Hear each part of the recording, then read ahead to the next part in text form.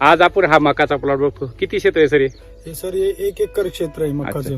आणि आज किती दिवस झालेले लागण करून? हिला मी मेच्या 20 तारखेला मी लागवड केली. 20 मेला म्हणजे भरपूर उन्हाळा होता त्यावेळेस लागवड केली, बरोबर ना? हो आता जी मका बघतोय आपण, बघा आता कणसावरती आलेली आहे, बरोबर ना? हो हो. आता हे पान वगैरे जे आहे तर साधारणतः माझ्या मते 6 ते 7 इंच रुंदीचं पान आहे आणि खूप लांब आहे, बरोबर नाही? हा पान वगैरे सर्वात रुंदलेलं आहे याच्यामध्ये.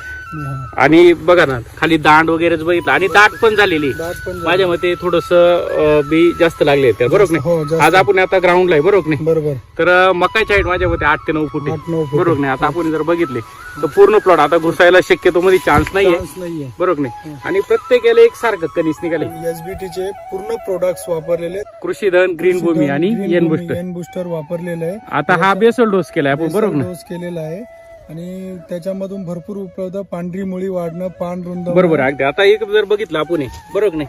आता खाली बसलो आपण तर बघा एकदम दाट अशी मका आहे आणि शुद्ध खालून पांढऱ्या मुळी बरोबर असल्यामुळं भरपूर वाढ बी झालेली आहे आणि कणीस बी पोसू राहिलेली. आता साधारण इथून मागे तुम्ही मका करत होता का?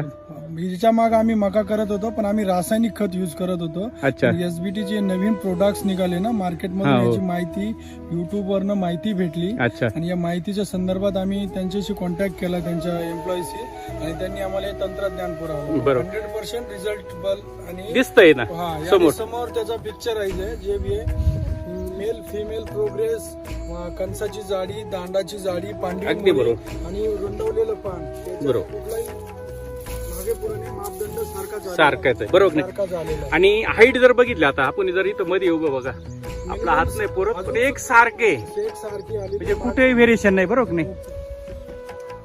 तर आता जी मका बघतो, बरोबर ना? तर याच्यामध्ये तुम्हाला मार्गदर्शन दत्त सर करताय, बरोबर नाही? तर गेल्या वर्षापासून तुमचे एक मित्रत्व आहे आणि एकमेकाला तुम्ही मार्गदर्शन पण करतात. आता सरांचं पण काम दुसऱ्या क्षेत्रामध्ये चांगलं मोठं आहे, तर ते ऑर्गॅनिक करताय आपलं 80-20 फॉर्म्युलाप्रमाणे आपण सगळं करतोय. तर काय वाटतं तुम्ही आता यांना मार्गदर्शन करताय ते सॅटिस्फाईड आहे का किंवा समाधानी आहेत का?